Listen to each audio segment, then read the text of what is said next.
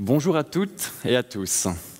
Je vais vous parler d'intelligence artificielle et notamment comment elle est déjà entrée dans mon quotidien professionnel.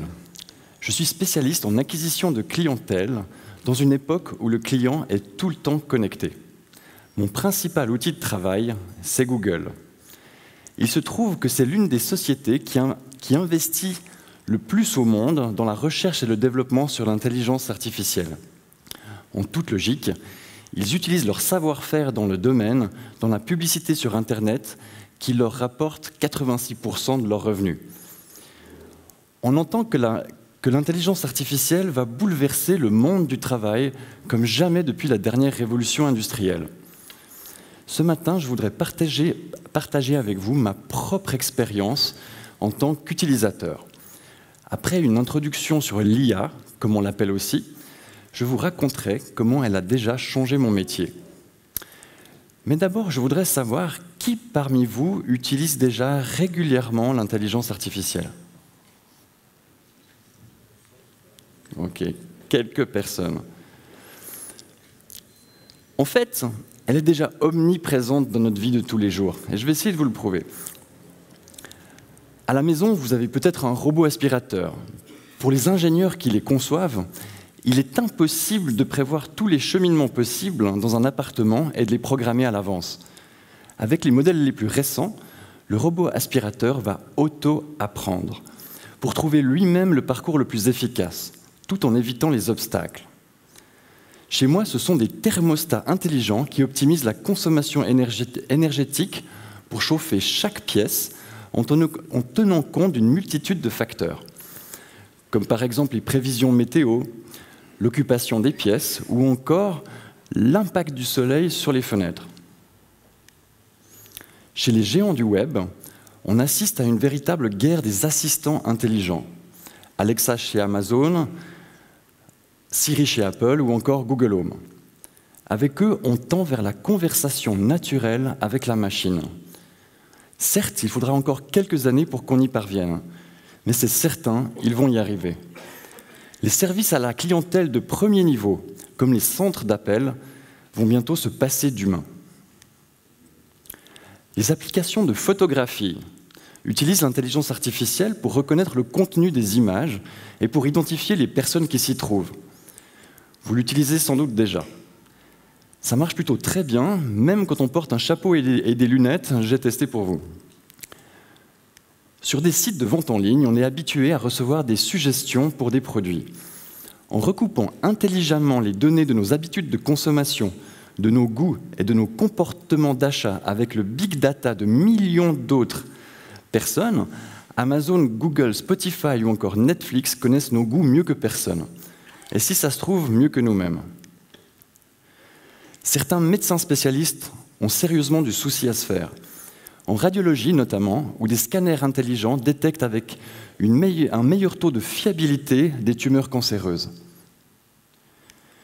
Il y aurait encore beaucoup d'exemples. Je citerai encore les applications de traduction automatique, comme Google Translate ou comme ici, DeepL.com, qui fonctionnent tous au moyen d'algorithmes d'auto-apprentissage. Elles progressent à chaque fois qu'un utilisateur effectue un ajustement dans la traduction proposée. Et des millions de personnes le font chaque jour.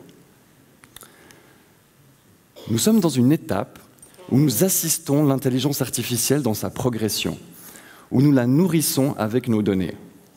Au final, le but est qu'elle puisse rouler toute seule, sous notre supervision.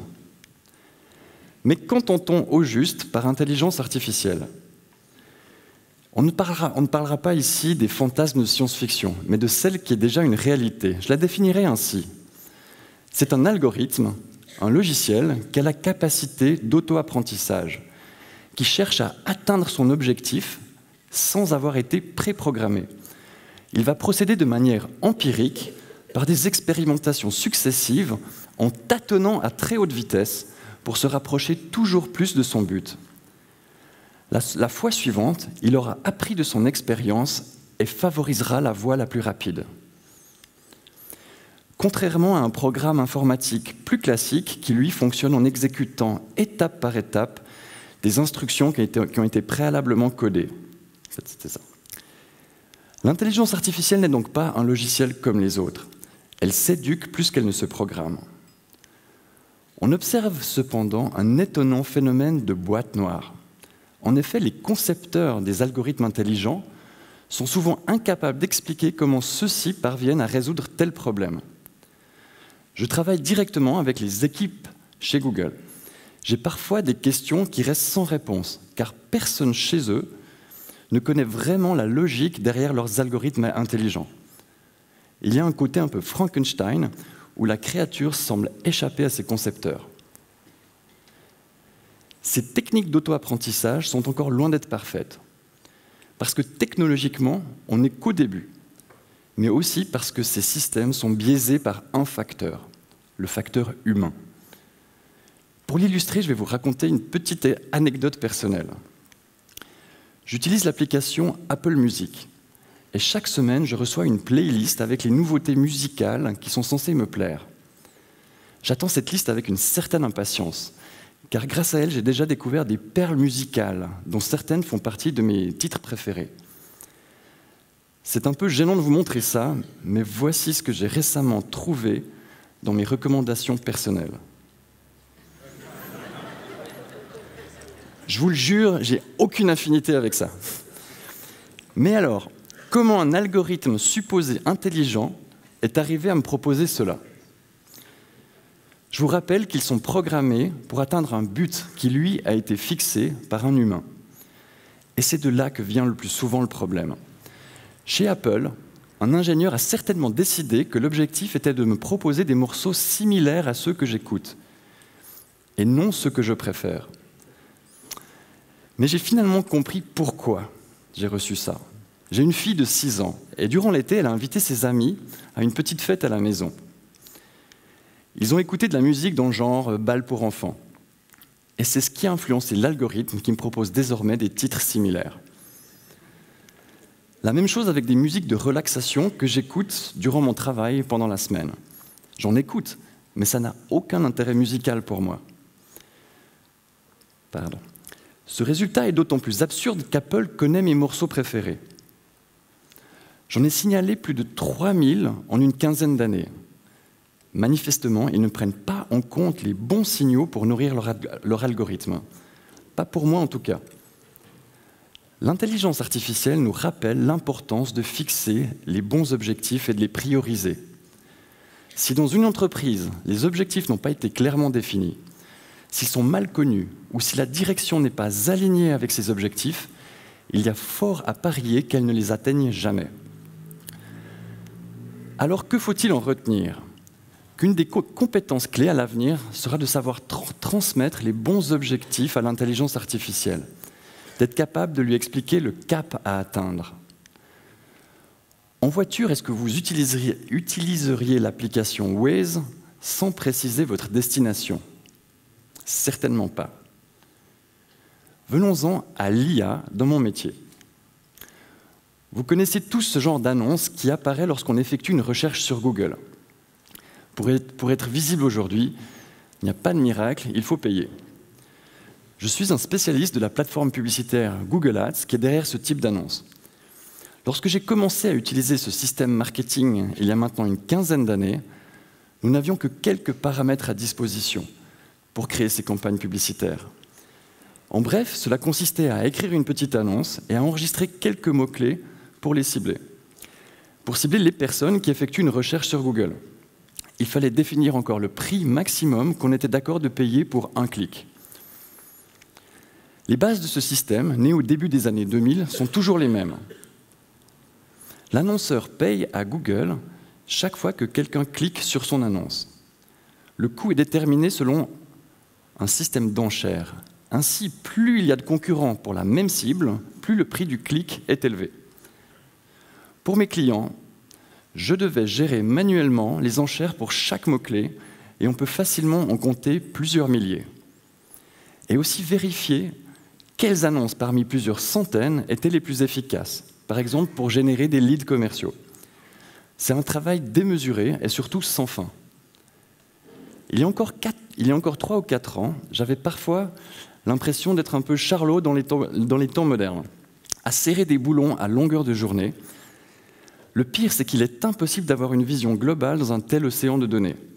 Le flot d'informations est trop rapide, comme sur le tapis roulant dans le film. Mais ce n'était encore rien. Avec les années, ce système publicitaire est devenu toujours plus complexe, avec des nouveaux critères de ciblage qui apparaissent régulièrement, dans le but d'améliorer la finesse et la performance de ces actions publicitaires. Par exemple, des indicateurs sociodémographiques, comme l'âge ou le genre, à quoi s'intéressent les internautes, quelles sont leurs intentions d'achat, leur niveau de revenus, est-ce qu'ils ont des enfants, le type d'appareil qu'ils utilisent. On peut même cibler des moments de vie, comme par exemple un mariage ou un déménagement, ou encore une naissance. Par un effet multiplicateur, ce sont des milliards de données qu'il faudrait parvenir à maîtriser pour une seule campagne publicitaire. Avec le temps, la tâche est clairement devenue surhumaine. Il faut se rendre à l'évidence. Il est déraisonnable de croire que l'on peut régater avec une machine au jeu de l'analyse des données. Imaginez que l'intelligence artificielle de Google peut traiter 700 millions de signaux en une seule seconde. En sachant aussi que la puissance de calcul des ordinateurs double tous les 18 mois, selon la fameuse loi de Moore. Mais maintenant, heureusement pour moi, je peux déléguer l'optimisation des données au machine learning de Google. Cela me permet de me focaliser sur des aspects plus importants de mon travail, plus stratégiques pour mes clients, où mon expérience et mon raisonnement humain font la différence. C'est en tout cas l'oxygène que m'a apporté l'intelligence artificielle. Elle me permet en quelque sorte de sortir la tête de l'eau. Il est certain que ces techniques sont encore balbutiantes. Si aujourd'hui vous conduisez une voiture autonome, vous allez garder les mains sur le volant. De manière similaire, je garde toujours un œil sur le travail effectué par l'intelligence artificielle, en le comparant dans un premier temps avec mon propre travail, et peut-être de l'utiliser ensuite. Concrètement, j'effectue des expérimentations où la machine va entrer en compétition avec moi-même. Son but sera de me battre à ma propre expertise. Si elle gagne, je pourrai alors intégrer le gain de performance et l'automatisation qui va avec. Si elle perd, je recommencerai plus tard, lorsqu'elle aura ingurgité plus de données et qu'elle aura ainsi grandi, lorsqu'elle sera en quelque sorte devenue plus intelligente. Voici un exemple de génération de chiffres d'affaires par des campagnes Google. L'optimisation par intelligence artificielle a démarré à cet instant-là en rouge. Travailler avec des machines intelligentes, c'est accepter de se faire battre sur son propre terrain. On va d'ailleurs l'aider à ce qu'elle y parvienne, paradoxal. Mais avec ce qui fait notre différence, notre valeur ajoutée, nos qualités humaines et notamment créatives. Alors, quels sont les métiers les plus vulnérables face à la montée en puissance de cette intelligence artificielle ? Assurément, ceux qui brassent beaucoup d'informations et dont la tâche est répétitive. Ceux qui font appel à des capacités plus analytiques que créatives. Les métiers plus cerveau gauche que cerveau droite. Je pense aux gestionnaires et aux métiers de l'administration. Les comptables, les analystes financiers, les juristes, les notaires et sans aucun doute les avocats. Les managers sont impactés aussitôt que la décision d'une machine s'avère plus pertinente pour l'entreprise. Mais également des métiers à prestige, comme les médecins spécialistes ou les pilotes de ligne. Ce ne sont là que quelques exemples. Mais alors, quelles sont les qualités requises pour ne pas devenir inutiles à l'ère de l'intelligence artificielle, mais au contraire pour en devenir complémentaires et parvenir à en tirer profit ?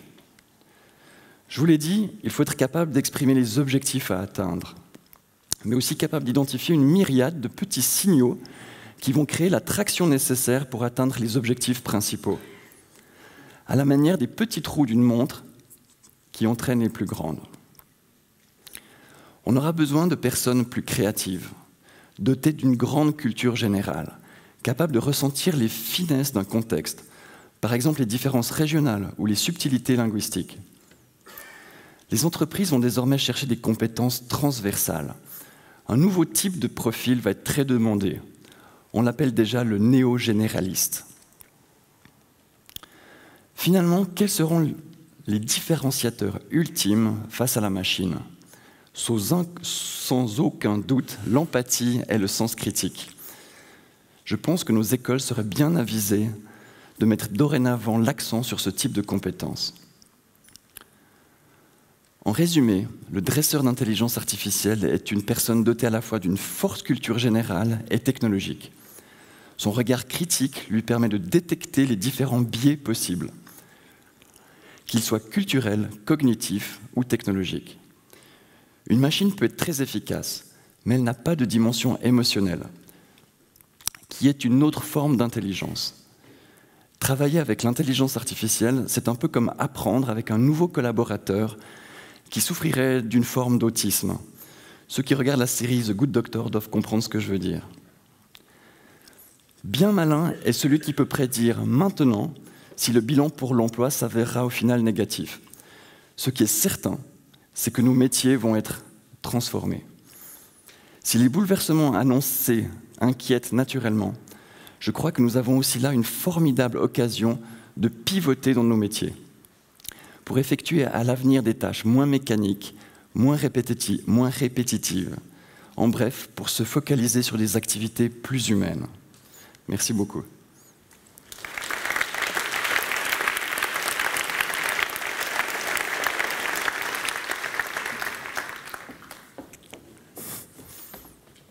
Vous m'avez pris de court. J'ai senti. Oui, parce que normalement, il y a le timing et vous êtes en avance. Merci beaucoup. Mais j'avais une question. Si j'ai bien noté, parce que j'étais en train de noter la phrase que vous disiez, c'est travailler avec l'intelligence artificielle, c'est un peu comme travailler avec quelqu'un qui souffre d'autisme. C'est juste? J'ai bien compris? Je l'ai dit, c'est une boutade, mais c'est un peu vrai. L'intelligence artificielle, j'ai envie de paraphraser un professeur américain, et quand il parlait du big data, il disait le big data chez les adolescents, c'est comme chez les adolescents le sexe, tout le monde sait que ça existe, beaucoup de gens en parlent, mais personne ne sait exactement comment il faut faire. Par rapport à l'intelligence artificielle, on a un peu ce même a priori? Il y a certainement un peu de ça, puisque c'est un sujet qui est très relaté par les médias. Et c'était un petit peu l'idée de mon intervention aujourd'hui, puisque j'ai cette chance ou pas d'être un pionnier par la force des choses dans ce domaine, avec un acteur qui est en avance, qui est un leader du domaine. Je voulais partager avec vous cette expérience personnelle. Mais oui, c'est mon sentiment en effet, c'est qu'on entend beaucoup de choses et c'est plutôt... on s'inquiète toujours de toute façon d'un futur qui n'est pas palpable, hein, qui reste improbable. Ça l'a toujours été pour chaque innovation. C'est certain, à mon avis, que c'est une énorme révolution qui arrive. Maintenant, la dimension de son impact et la vitesse de l'impact est encore inconnue. C'est vrai que pour les entreprises, alors certaines, vous aviez donné l'exemple de la radiologie, par exemple, avec un scanner intelligent qui arrive peut-être mieux à détecter qu'un radiologue qui aura vu peut-être 15 000 radios dans sa carrière. C'est tous les différents niveaux d'entreprises qui peuvent être touchés, ou bien on s'adresse quand même à une entreprise bien précise? Ce qui se passe, c'est que les gros acteurs, les majors comme on les appelle, les Google, les GAFA, Microsoft et les autres, eux, ils développent des solutions, ils les packagent et ils vont les apporter dans les entreprises. Et les entreprises, elles peuvent ne pas les utiliser, mais si leurs concurrents les utilisent, elles vont perdre en compétitivité. Et forcément, quand on gagne en compétitivité, ça a un impact sur l'employabilité derrière. Donc oui, forcément, il y a un impact. Et là, dans la publicité, on le voit déjà. On le voit déjà, puisque une PME qui utilise Google aujourd'hui, même si elle ne le sait pas, elle va être encouragée à utiliser les outils d'intelligence artificielle de Google, forcément. Par rapport, vous ne l'avez peut-être pas vu tout à l'heure, il y a un message de votre fille par rapport à sa playlist musicale que Caro a croquée avec délice assez rapidement. Je pense que si vous avez le temps de juste la remettre sous forme de clin d'œil. Avec ça, l'avantage que vous avez, comme vous m'avez dit que vous aviez un petit souci de corde vocale, je vais vous épargner de chanter les paroles de Patrick. Regardez, ça c'est pour vous. Je connais un petit bonhomme en mousse si vous voulez, mais je pense que tout le monde va partir en courant. Hein, les sardines dans cette boîte, qu'est-ce qu'on est serré? Je ne vous demande pas de chanter. Non. Merci beaucoup. Merci beaucoup, Blaise. Merci bien.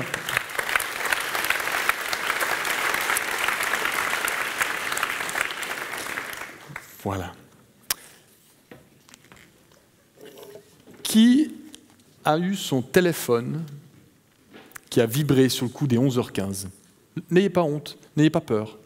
Soyez confiants. Qui a eu le téléphone qui a vibré à 11h15? Non, je ne crois pas. Beaucoup plus que ça. Je n'ai pas dit de le mettre sur mode avion, j'avais juste dit sous mode silencieux. Il n'y a pas de souci. Vous avez reçu cette petite notification, 3 petits messages qui vous indiquent que le temps est vraiment pouring. Vous avez reçu ce message? Coca, pour celles et ceux qui ne connaîtraient pas, eh bien évidemment, c'est le premier site de vente en ligne communautaire dans notre pays. Moi, je pense qu'il y a un côté très sympa parce que comme toutes les startups, ça commence dans un garage. Alors ça a commencé visiblement dans un garage de la Tour de Paix, m'a-t-on dit. Alors, je ne sais pas comment on vend la Tour de Paix quand on va outre-Atlantique. À prononcer, je me réjouis de vous entendre. Il aura fallu 3 ans à son fondateur pour monter ce site, en parallèle de son activité professionnelle à l'époque. Alors, celles et ceux qui n'ont pas levé la main, vous ne faites pas partie donc, de la communauté de plus de 500 000 membres, 560 000, et le chiffre ne fait qu'augmenter. Évidemment, Coca, eh bien, c'est 24 heures pour vendre un produit en édition limitée, avec des coups d'éclat extraordinaires, des Tesla, des Rolex vendus à des prix complètement inouïs. Il y a même eu, et ça c'est vraiment quelque chose d'extraordinaire, c'est la vente d'un tableau Picasso. Comment? Eh bien, grâce à la mobilisation de la communauté de clients, et on ne parle pas de clients, on parle de loutres. Voici la loutre en chef, The Otter in Chief, si on parle anglais dans le texte, qui pour une fois a délaissé son costume rose fétiche pour venir tranquille le chat, bien habillé, comme il aime le faire. Mesdames et messieurs, s'il vous plaît, Pascal Meyer.